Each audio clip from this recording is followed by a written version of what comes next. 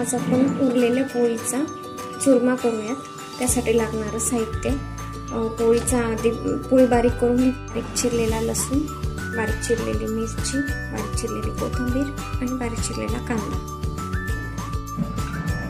चुरण्यासाठी आता मी 2 चमचे तेल टाकते।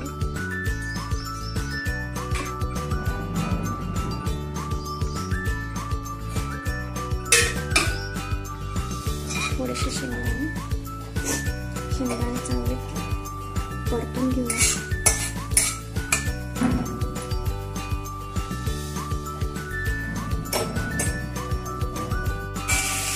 एक 2 ते 5 मिनिट हा चांगला लालसर रंगावर येईपर्यंत आपण परतूया।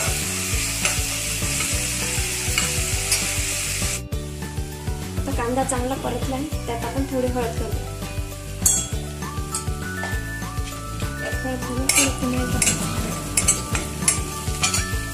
चवीनुसार मीठ, चवीनुसार मीठ। आता यात आपण बारीक आता हा चुरमा टाकूयात।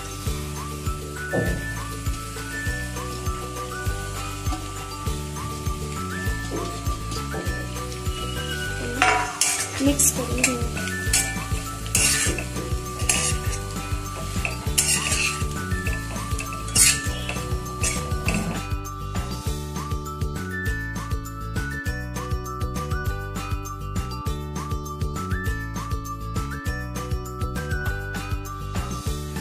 त्यावर आपण बारीक चिरलेली कोथिंबीर घालू।